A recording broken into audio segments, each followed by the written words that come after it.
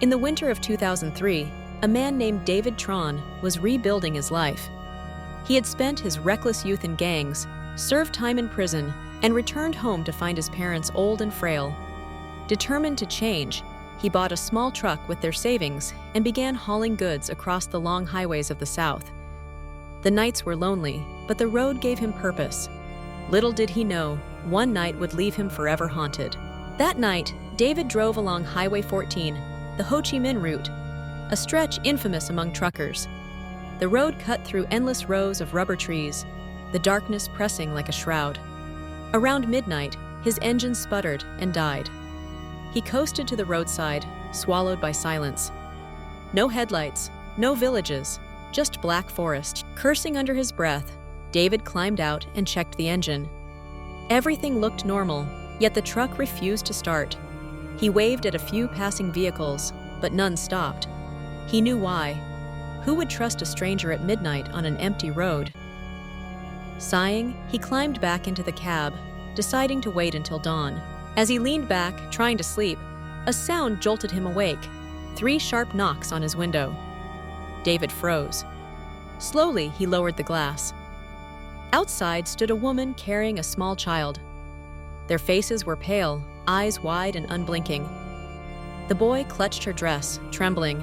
"Please," the woman said, her teeth chattering. "Let us in. It's too cold out here." Her voice was thin, almost broken by the night wind. David stared, confused. What mother and child wandered a deserted forest road at midnight? But when he saw bruises on her arms and a welt across her cheek, pity overcame suspicion. "Come inside," he muttered, unlocking the door. The woman climbed in, clutching her son tightly. For a moment, the cab felt warmer, but soon a chill seeped in, colder than before, as if frost crept from their very bodies. David rubbed his hands together, unease crawling along his spine. The woman whispered again, "Try the engine, please. I must reach Buon Ma before he finds us. If he does, he'll kill us." Her eyes darted nervously at the trees. David assumed she meant an abusive husband. With hesitation, he turned the key. The truck roared to life. After hours of silence, it purred as if nothing had been wrong. Grateful yet unsettled, he pulled back onto the road. The woman said nothing more. The boy never looked up, only buried his face against her chest. David tried small talk, but his words dissolved in the heavy air. He noticed the child's eyes glimmer once in the mirror. Dark, empty, too old for his small face. Shivers ran down his arms. After miles of silence, David asked gently, "Where should I drop you off?" He turned to face her. His breath caught in his throat. Blood trickled from her temple, her lips pale and split. Her smile stretched unnaturally wide, reaching her ears. Her eyes glowed red in the dashboard light. He nearly swerved off the road.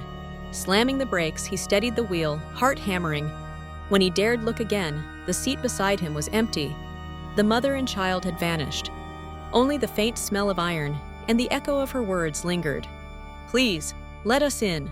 Shaking, David drove until dawn, refusing to glance at the passenger seat. Later, at a roadside diner, he told other truckers what happened. They nodded grimly.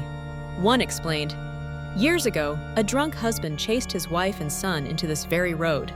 A truck hit them both. They died instantly. Sometimes drivers see them, still begging for a ride they never finished."